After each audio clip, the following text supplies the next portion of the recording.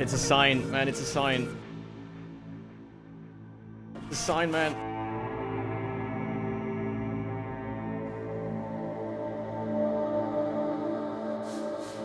It's a sign, man. Ah, I said no more mage plots, dude. No more mage plots. They keep coming back. It's not me, dude. I swear to God. And they keep coming back, dude. It's not me, dude. I swear. Hey guys, and welcome to a new video. Today I want to showcase the build that I've been playing the past couple of days, and it is the return of my 320 Sanctum's Original Sin Strength Stacking Berserker. And yeah, back in the days, like in 320, when Sanctum was a thing, and we had like the Sanctified Relics, we had the Balance of Terra Jewel, and we also had this beautiful ring, which is called the Original Sin. I've created a Wonder type that reached over 1 billion DPS, PUB-wise. In-game version was about 250 million. But that was absolutely ridiculous when I played it. So when Trial of the Ancestors got released and they showcased everything and they said Sanctum is back, I said, like, you know what? I want to revisit this build because I thought it was one of the craziest builds I have ever played in Path of Exile.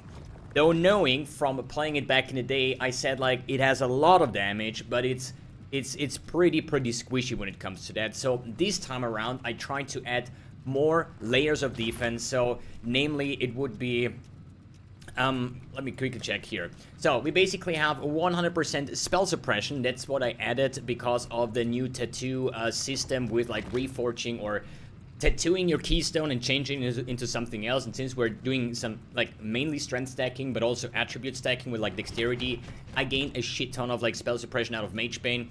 So that's why I decided to go with 100% spell suppression as root. Obviously kept chaos, kept res, 30 positive chaos res. I could fix that later on, but we have like maximum chaos resistance against damage over time. We do have a block cap. We cannot be stunned. We have 100% chance, at least crit damage reduction thanks to my Watcher's Eye. One note over here plus my shield with another 30%. So this build is crit immune. It is ailment immune. It is corrupted blood immune. It is bleed immune. It is yeah, all forms of like kind of things that you can find on this build. There is just one thing that this build doesn't have, which is a lot of armor. Okay, so physical damage mitigation on this build is not high, and this is just, I mean, it's a range build. It doesn't have to be that. This build is like one of the builds that is just extremely expensive. I'm even decided to run a mage build with that, and even if I add like a granite flask for this showcase here, we're getting to 24k. And if I take here the armor mastery with like +1 armor per 2 strength, it gets me up to like 35,000 armor. But this is just not enough. And even despite my effort into putting a lot of defenses up with like spell suppression and crit immunity and stun immunity and like all these kind of things, all these like quality of life things, I still think that this build is rather squishy. Anyways, before we talk more about how the build works and what you could do with your kind of like strength stacker to maybe make it like more beefy, let's run an Uber Searing Exarch here. This is the Uber version, as well as 8 modded tier 16 maps, so you're gonna see the clearing. So basically, I'm doing the Uber with a power siphon, and I'm doing the map with a 6 link, while 4 of the links are just pure for clearing, which is GMP, chain, fork, and returning projectiles. So not only do my projectiles bounce off the enemies and split into 2 and chain and do whatever things, they also gonna return. And with the Anomalous version, there is also a chance when the projectiles return that they actually return again. I don't know if I can showcase that. It's only a 20% chance, but it sometimes happens. Usually you should shoot in one direction, then the path through, and then they actually go back again, or at least like sometimes one. Oh, there you saw it. There was one projectile. So it enhances the clearing, but clearing-wise, speed mapping-wise, this build is absolutely ridiculous. But when it comes to Uber bosses, I don't think there is like way better builds than that. So the way Uber bosses work, I'm just gonna showcase one of the builds, like one of the bosses, but this is probably gonna be end in disaster, but I don't really care about that. So Uber bosses do, first of all, have 70% less damage taken, so we're not shooting at like 250 mil DPS. If I open my PUB, quickly check this one over here. So I do have against Guardians like 250, but when I set to Uber Pinnacle bosses, I'm going down to 75. 75 mil DPS against Uber bosses is still ridiculously high, but the way Uber bosses work, they have like a protective shield, you can say. And that means, I don't know how long this lasts, I think like 7 or 8 seconds, means they don't get any damage at all at the start, and then it's like a decaying shield. So it has like, after 1 second, it still has like 80% extra damage reduction. So GGG's way to prevent people from one-shotting them, right? What you do is, the boss spawns, the fight is active, and then just wait. You just run around and wait a couple seconds, maybe like 5, 6, 7 seconds, and then you go at the boss, so you actually have your real damage. But since I'm lacking armor, since I'm lacking regen, it's basically do or die. Either I kill the boss before he starts doing his impending doom phase, or before he starts like tentacles me down or something, because I cannot face those tank those tentacles. So it is really like more of a skill thingy if you can do Uber bosses, but it was always like that, don't get me wrong. Like, Uber bosses is a skill thing, and yeah, I'm not that skilled, I guess. Like, but yeah, so boss is active, so we're just gonna run circles, so we actually decays. He's probably gonna shoot like one of his like big beams. We're just gonna okay, I was too slow. I just tried to like shield charge through it while he's casting that, so I was a bit too slow on that one. But the shield is gone, so we now hopefully can just go in and he doesn't even escape able to. I don't know, like, this is the problem is I don't have enough recovery to actually endure this phase. I mean, I can try, maybe I get it working, but no. That's like one of the issues of the build, that it just lacks recovery. And I'm not talking about the leech. You can go instant leech and stuff like that. Oh, can I kill you now, sir? Before you? Okay, there you go. Sadly not. But you see, the damage is it is really good. But the problem is like the tankiness in that case. Like for mapping, you're gonna see that in a second. And that's why I wanted to show you the Uber boss first, just because I don't want to fool you guys. This build is, when it comes to Uber bosses and like sustainability, is not that great. It just has a ridiculous amount of damage, basically. So now you see, oh wait, I'm actually gonna do half the map. Wait, let's do two maps. One with the trend. What is this? The shit, I forgot the name of the MTX. What is wrong with you, MTX stream?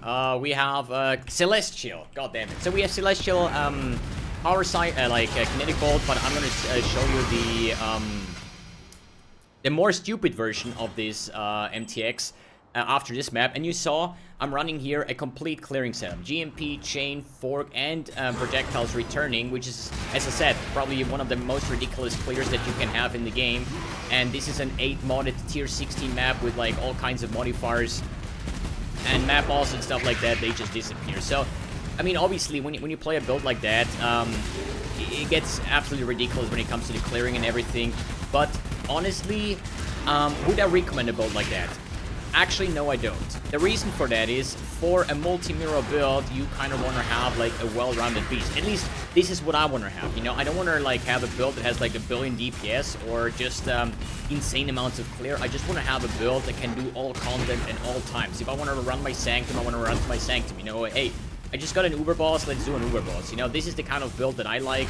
So even though this build is like kind of ridiculous, I would not recommend a build of that. First of all, as I said, it is really freaking expensive. It is very fun and fast when it comes to like the mapping aspect and everything, and it can do Uber bosses, as you just saw, but don't expect to just facing everything, because the build is not really made for that kind of things. But I still want to go over on how I put this character together, how it actually works, the kind of things that you need to get the build going, and the way that I ended up doing it in the later stage. But I still want to show you one map showcase with the Heritage Kinetic Blast MTX, because this is absolutely ridiculous. And get your sunglasses, because this is gonna get bright. So let me swap this to what is it, the Heritage. Like this is like bright. Okay, so we're gonna go to game, where was it, UI, and I want to set the bloom. I think it was graphic. We're gonna set the bloom to 130, so we have like very bright kind of like explosions. And yeah, I'm not gonna say anything more about it. I'm just gonna pop in the next map with like another 8-modded map, because I was just doing my Grand Grippling Grail challenge, which says run 100 8-modded modifiers, which is now done as well. Alright, have fun with this showcase.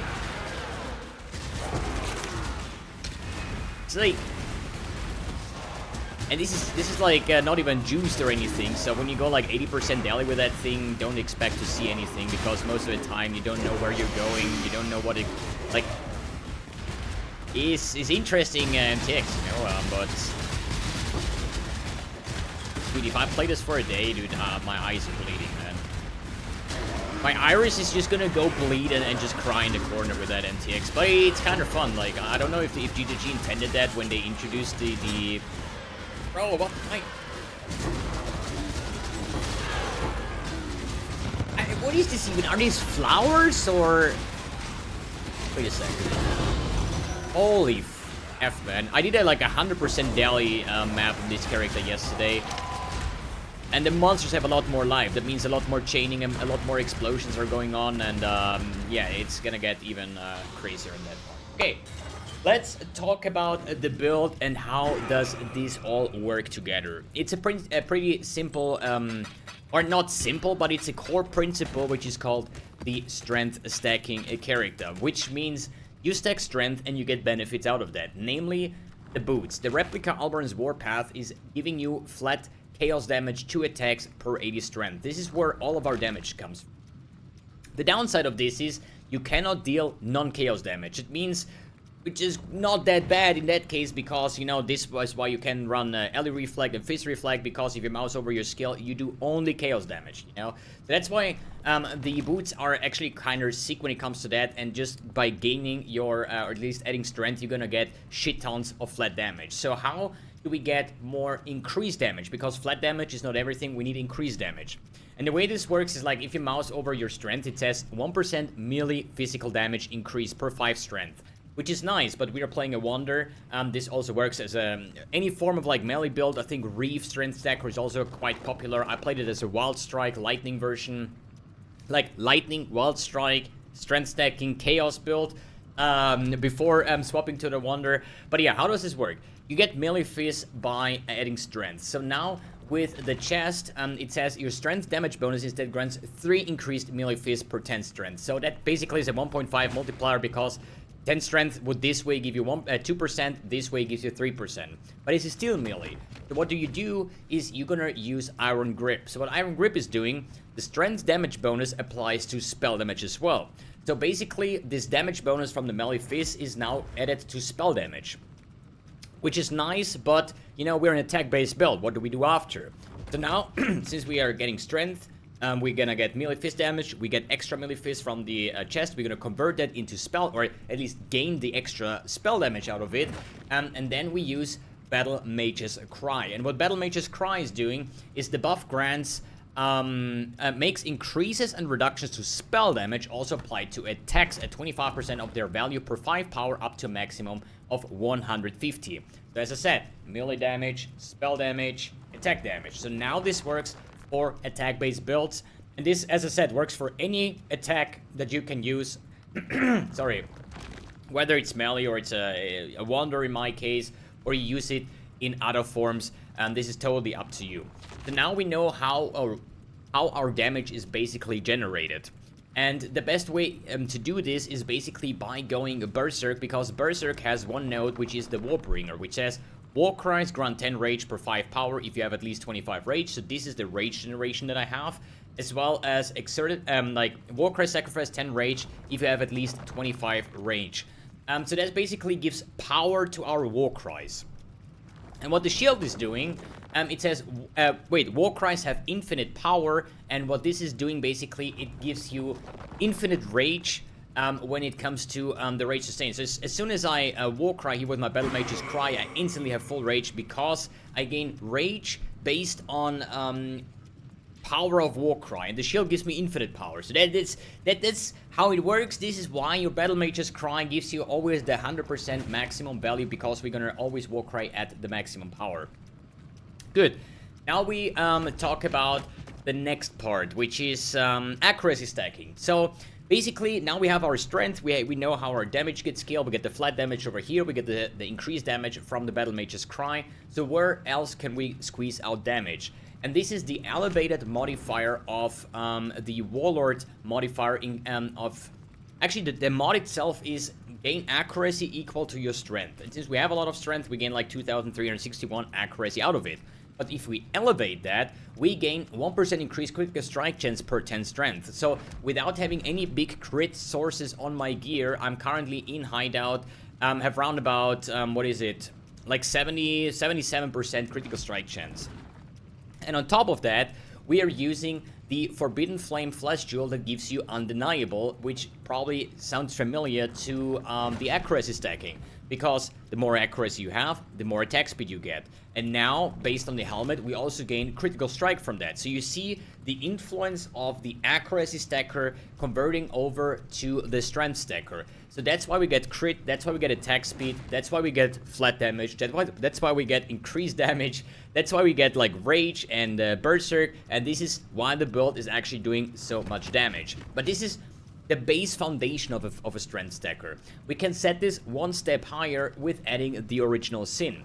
So what that thing is doing, it says all elemental damage convert to chaos damage.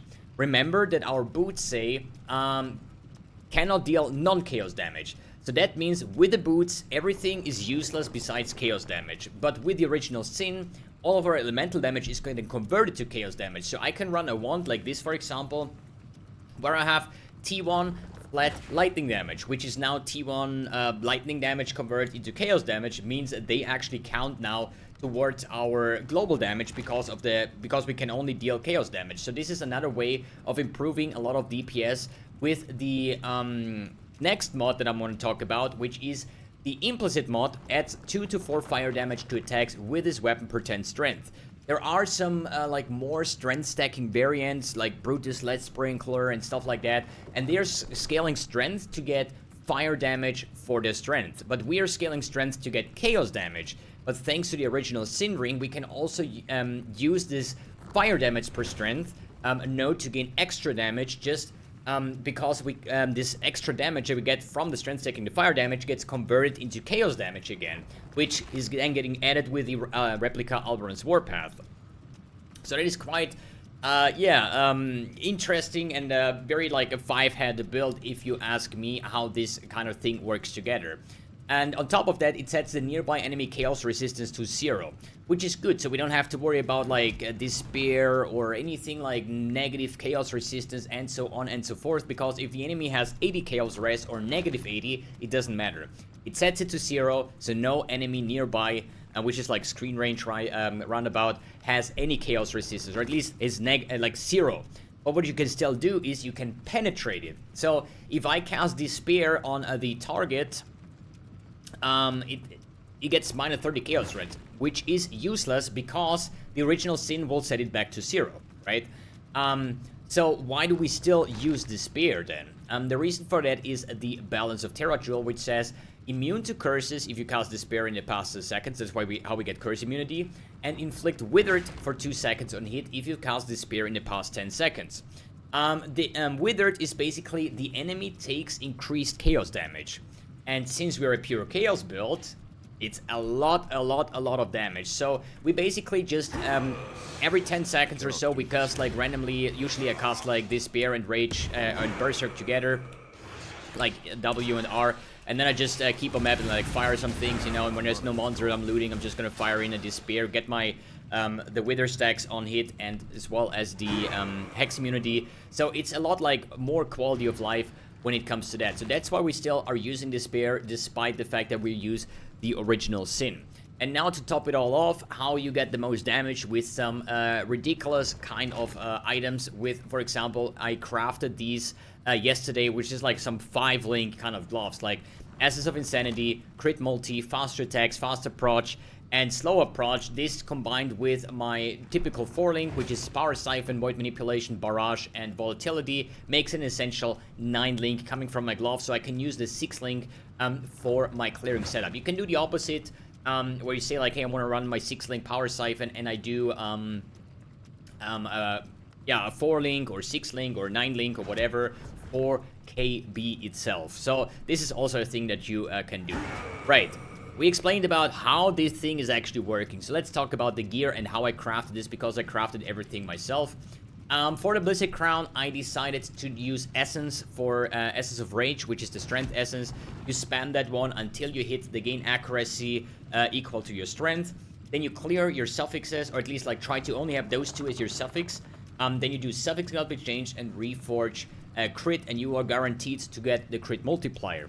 Now you have 2 influence modifiers on your suffixes. Then you use the Orb of Dominance and then try to elevate the accuracy mod. Once this is done and the multiplier got like disappeared, then you basically do the same thing again. Your suffix cannot be changed, you reforge crit, and then you get your multiplier back on, so your suffixes are done. Now it's time to basically, suffix cannot be changed, Veiled Chaos Orb, or what did you say, Aceling, for example. I did use an Aceling. I sadly did not hit the plus 2 AoE. I got life instead. So to finish this helm off, I just need to, like, you know, suffix cannot be changed, or at least, what is it?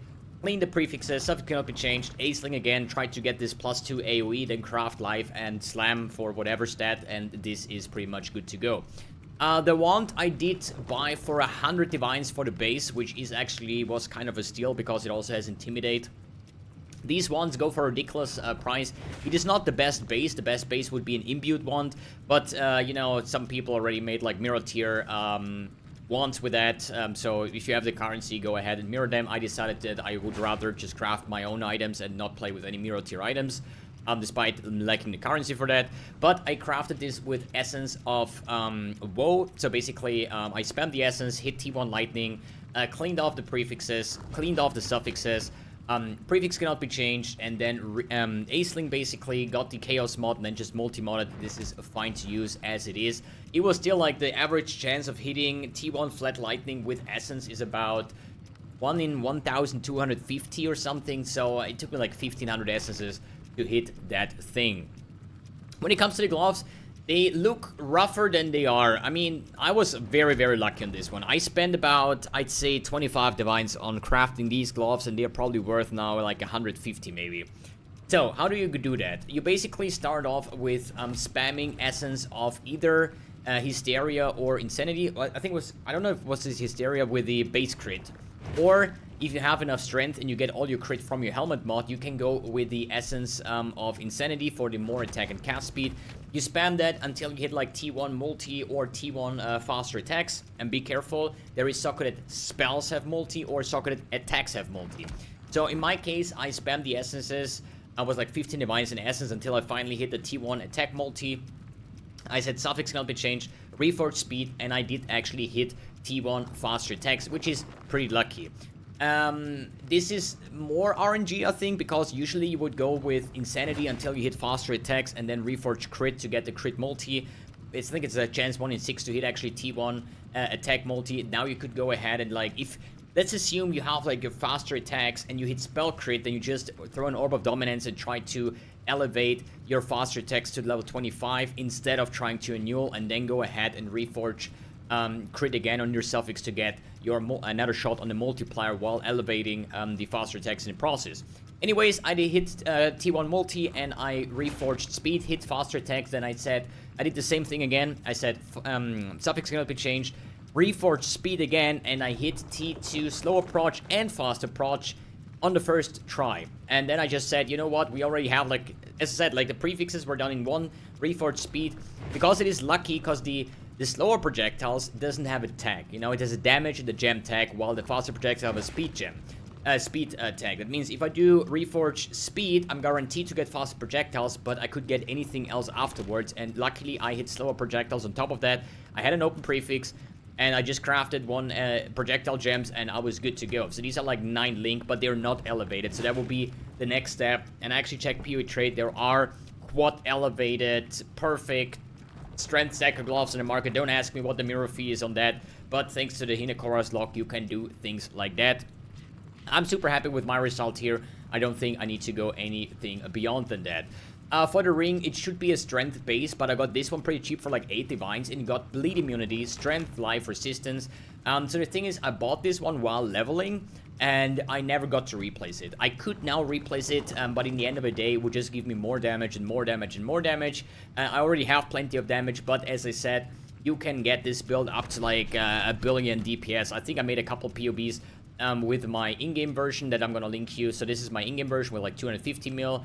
Then you can go with the melee version. No, wait, not the melee version. The theory craft with like near perfect items. These are the items that you could like mirror if you want to, getting up to like almost a billion. And if you say, hey, spell suppression is not my kind of thing, I want to have more glass cannon take, then you can do something like this with like 1.2 billion. Or you say, what is defense? And you can probably get this build to like 1.5 million DPS or even higher than that. I think I've seen a Reef build going like over 2 billion DPS, but a complete glass cannon. So, you know, sky's the limit. Do whatever you prefer with that. I just tried to make a more tanky version with like spell suppression, with X immunity, stun immunity, ailment immunity, this immunity, that immune, that immune, that immune. But in the end of the day, it still lacks a lot of like armor and physical damage mitigation and recovery when it comes to like there's no overleech, there's like bad recovery. So I think getting like your one flask, you can play with Mage Blood to be with a regen, that helps out a bit. But overall, you cannot like face tank Cyrus ball, like Searing Exile balls, for example, and then if you survive it, then recover it before the next ball hits you. So it's not like one of these builds, but it has a tremendous amount of damage, and that's what it's kind of made for. Good, other items. The Eyes of the Great Wolf is kind of your best in slot amulet. Some people might have a mana problem. I think I did not have a mana problem because I took 1 point into the mana leech and life leech node. So basically that is fair enough to recover all of the mana that I'm missing. But you can go with something like a percent strength based, percent spell damage, and then craft like life, resistance, whatever you need, and minus mana cost for non-channeling skills. If that helps you, you can also do the same on the ring if you want to. Good, other than that, gems and stuff like that, I'm just gonna leave it with the POB. I don't think this build has any kind of like a replayability whatsoever. This is more like a flex build, and that's why I kind of showcase it, because I personally, I'm not the biggest fan of it. I really wanted to go back to it and play it again. But now playing it again with a more defensive version and still thinking it's kind of a glass version, I think it's just not worth the divines / mirrors put into it. Obviously, this build can scale up to a billion DPS, but it doesn't really matter if you only have 6 portals when you do try an Uber boss, for example, right? This personal taste, everybody is feel free to like play whatever you want, right? But it's just not my type of thing. All the items, the gems, I'm gonna link you multiple, like all the 3 POBs that I made, whether it's like with spell suppression, without spell suppression, the in-game version, so you can play around with those settings. So I just want to go over the POB, because as I said, gems and all the corruptions, whatever I have and used, basically is in the POB as well. Good, for the MTX, we're using Kitava, Helm, Gloves, and Boots, which is kind of legacy. I think it was the core supporter pack of 3.0, but we're using the Moroi body armor with the new Scourged Demon Graft back attachment. We use the Demonic Celestial Shield, the Vulcan weapon effect, and that is pretty much it with the Astral character effect. This is why this character is kind of like celestial all over the place, because if I remove that, this is what it looks like. Still looks pretty cool, but with the Astral effect, having these like glowy red tattoos is kind of cool, especially when you then light up with Battle Mage's Cry and then use your Rage when you have like the alternate like Scavenger Blood Rage, and then use Berserk, you're like fucking uber goddamn boss of whatever. I mean, yeah, I kind of like the MTX. I think it's like pretty cool, especially with the big arms for the strength stacking. I think that nailed it quite well. So then I have like MTX on my Watcher's Eye, on my Timeless Jewel. Then we have the Heritage, Kinetic Blast. Then we have all the auras disabled. I'm using the Dark Shard Golem Skin, Scavenger Blood Rage, Celestial Warcry Effect, Demonic Shield Charge, and the Celestial Power Siphon when it comes to that. Alright guys, this is it for the build. There is still 2 more challenges to go. Probably gonna go level 100. Probably gonna do a Sanctum Farmer next. I was farming a lot of maps. I think I just did like 300 maps in this build yesterday because it was just enjoyable to just go in and just clear maps non-stop. And I farmed up a bunch of Forbidden Tomes, so I guess the next project is going to be Sanctum. I need to do 1 more challenge on Sanctum, and I think Sanctum is pretty profitable, so I think I'm gonna make a project out of it, like loot from 60 Sanctums or something like that, and we're gonna see what the next build is gonna be that can do some very nice Sanctum runs. I don't really want to spoil what the next build is going to be, but you're gonna find it out on my stream. Anyways, alright guys, thanks for tuning in, thanks for watching, and see you in the next video.